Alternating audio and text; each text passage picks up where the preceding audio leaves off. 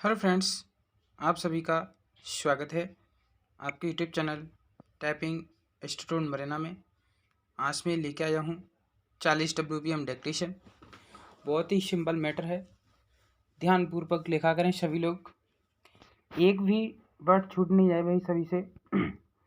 अगर कोई वर्ड छूटता है तो उसे छोड़ दो, जो आगे का बोल रहा है उसे लिखा करो, डिक्टेशन कभी नहीं छूटेगी। जो भी चैनल पर नए आए हैं चैनल को सब्सक्राइब कर लें। ग्रुप में ऐड होना चाहते हैं, डिस्क्रिप्शन में व्हाट्सअप लिंक दी हुई है, वहाँ ऐड हो जाएं और डेली की डेली PDF मिलती रहेगी आपको डिक्टेशन की। टाइम रहेगा अपना 9 AM रहता है, सभी को पता है। डिक्टेशन स्टार्ट होगी 10 सेकंड बाद।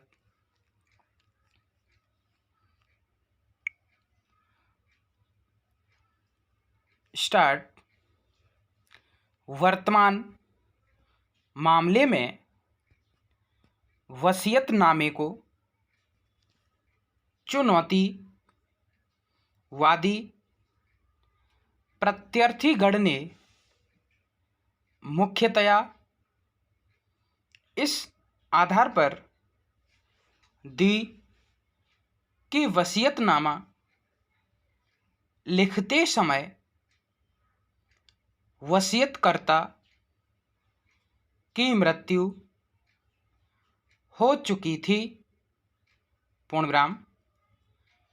वादपत्र को देखने से ही स्पष्ट होता है कि वसीयतनामा की सत्यता को इस आधार पर चुनौती नहीं दी गई कि वसीयतनामा किसी संदेहात्मक परिस्थिति में लिखा गया, पूर्णविराम। वादपत्र में मात्र इतना लिखा गया है कि मृतक काफी ज़ईफ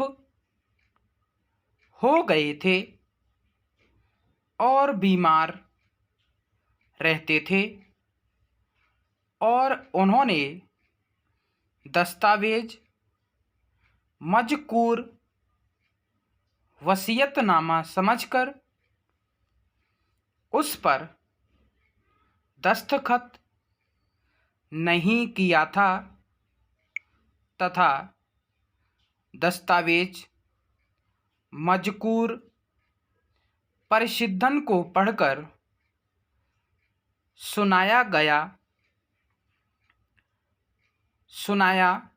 समझाया नहीं गया, पूर्णविराम।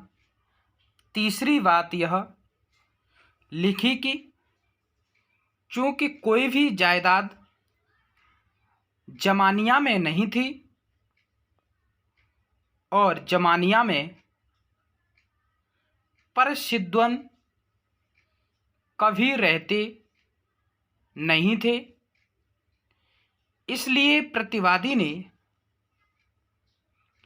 छल कपट से वसीयतनामा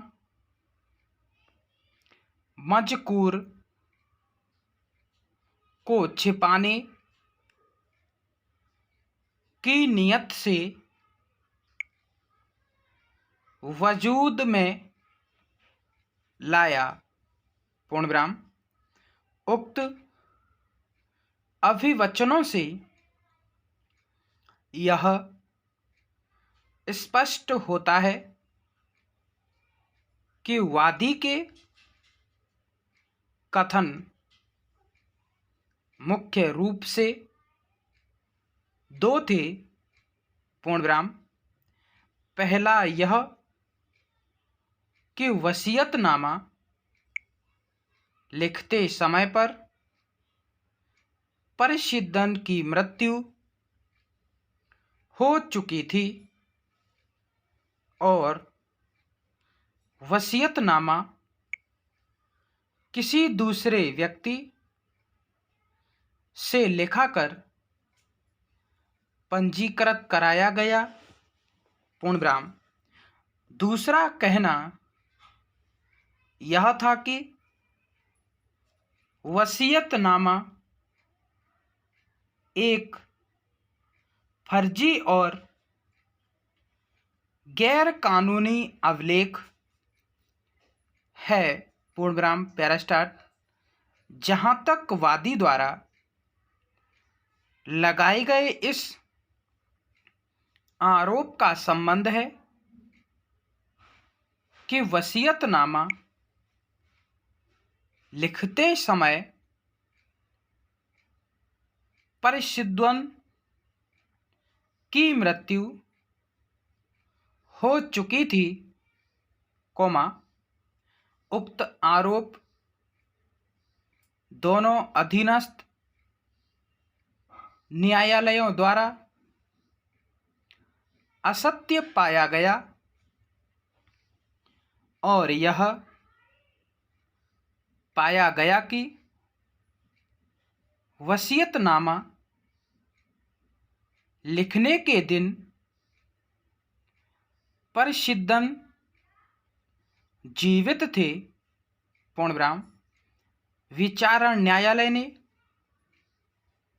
यह तथ्यात्मक निष्कर्ष भी स्पष्ट रूप से निकाला कि वसीयतनामा पार्श्वकृत साक्षी द्वारा प्रमाणित किया गया है और यह बात प्रमाणित पाई गई है कि वसीयत लिखने के बाद वसीयतनामा परिसिद्वन को पढ़कर सुनाया और समझाया गया था और उसको समझने के उपरांत परिसिद्वन ने उस पर निशानी अंगूठा बनाया था और यह भी निष्कर्ष निकाला कि वसीयतनामा लिखते समय परिसिद्वन सोचने समझने की स्थिति में थे और सोच समझकर उन्होंने वसीयतनामा लिखा था। पूर्ण विराम। विचारण न्यायालय द्वारा निकाले गए उक्त निष्कर्ष में से किसी निष्कर्ष को अपील न्यायालय ने गलत नहीं पाया और न अपील न्यायालय ने विचारण न्यायालय के उक्त निष्कर्ष में से किसी निष्कर्ष को निरस्त किया। पूर्ण विराम। अपील न्यायालय ने पहली बार अपील में संदेहात्मक परिस्थिति के संबंध में विचार किया, जबकि उक्त संदेहात्मक परिस्थिति के संबंध में कोई चर्चा विचारण न्यायालय के समक्ष की ही नहीं गई थी और न कोई संदेहात्मक परिस्थिति वादीगण ने अपने वाद पत्र में अभिलिखित कि पूर्णविराम जब तक कोई संदेहात्मक परिस्थिति वाद पत्र में अभिलिखित न की जाए तब तक उन संदेहात्मक परिस्थितियों के निवारण का कोई दायित्व प्रतिवादी है। पूर्णविराम स्टॉप। यह है अपनी 40 WPM डिक्टेशन।